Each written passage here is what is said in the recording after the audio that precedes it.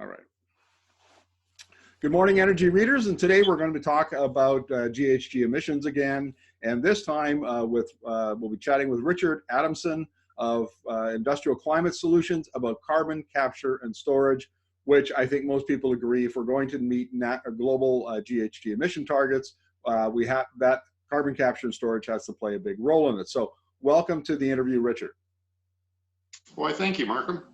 Looking forward to it.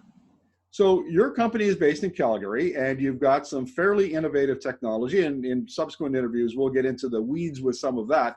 But in a general sense, where are we at with the technology and the viability of carbon capture and storage?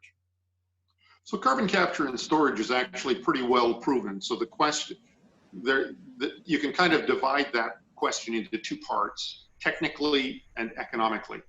The challenge, there's been lots of work on demonstration projects and that sort of thing for CO2 capture projects, and those have proven out really well. So the questions about technically can we do it are not really a big problem.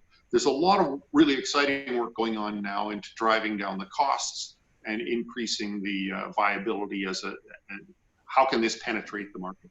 So that's really the critical question right now, and we're making great progress in that space. Terrific. Now, in my work, because I do a lot of work on reporting on technology adoption, I use the idea of the S-curve.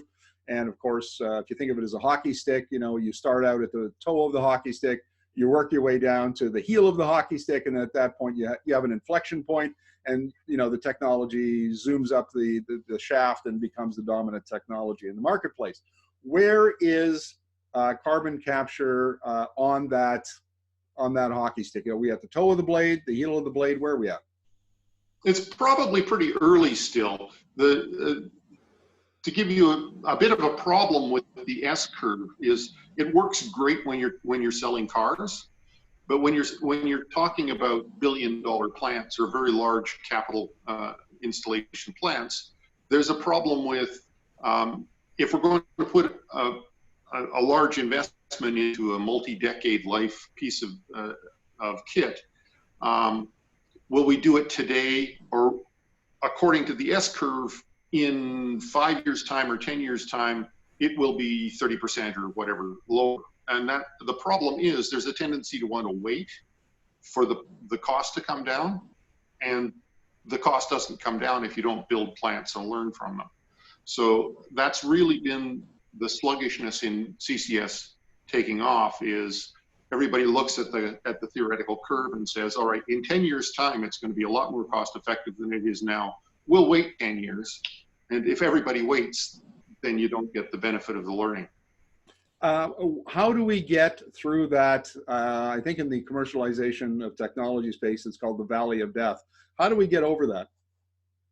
Well, I think we're making progress on it now. So part of the issue has been, are there sufficient economic incentives to be able to make it worth happening? And so I can get into that now, but there's more incentives happening in the US around CO2 capture, a thing called 45Q in the tax code.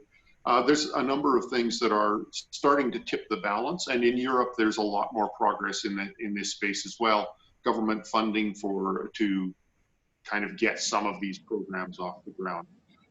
So there's needs to be some kind of an incentive to get the ball rolling.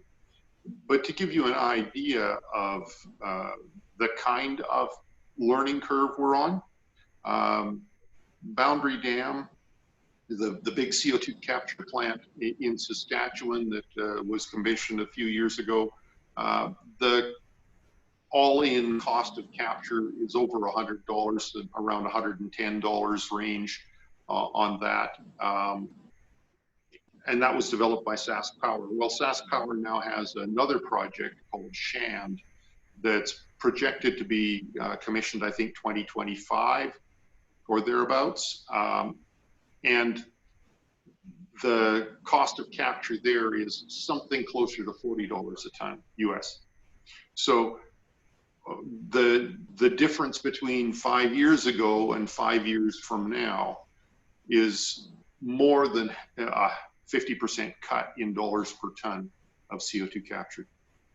Well, that's really encouraging, and I guess that the power generation side of things would be an obvious market. What about oil and gas? I mean, this is a big problem because the oil and gas sector is 26% of Canadian emissions. The oil sands alone is 10 or 11% of national emissions and going up.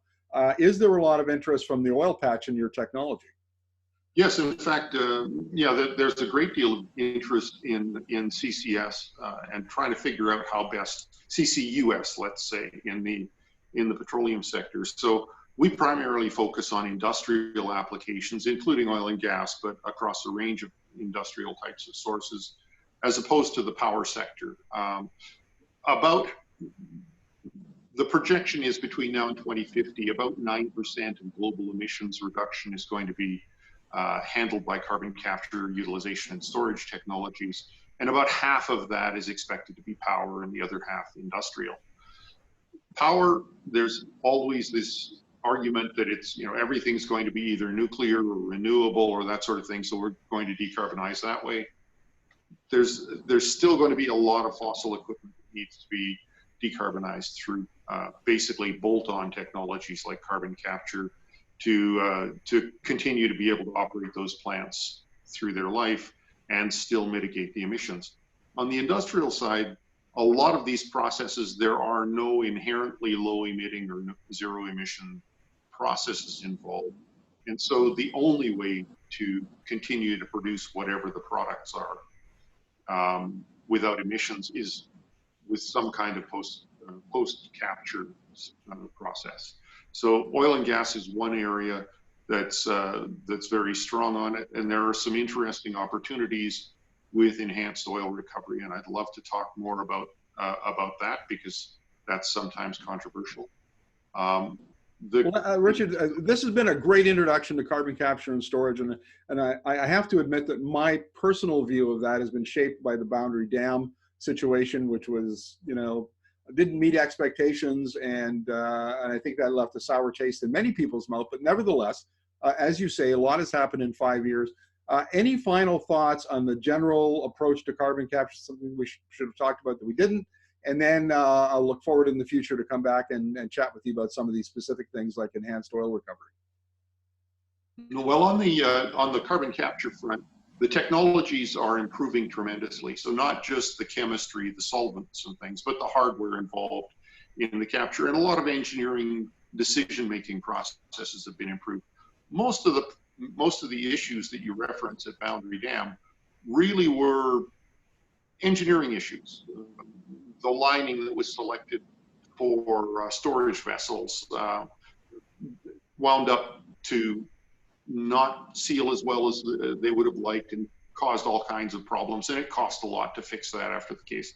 There are all kinds of first-time learning problems that come out of that, and that's why they've learned so much doing that. That's why they expect to do so much better with Shan. But that's also why the large government investments in those first-of-a-kind plants is justified. If there was no risk, and if there wasn't, if they could just bang the design out and have everything work first time and have very high confidence that would happen, there would be no justification for government investment to get things rolling down the learning curve. Sure, understood. Richard, thank you very much for this. Really appreciate it, and we do look forward to chatting with you in the future. Happy to talk with you, Markham.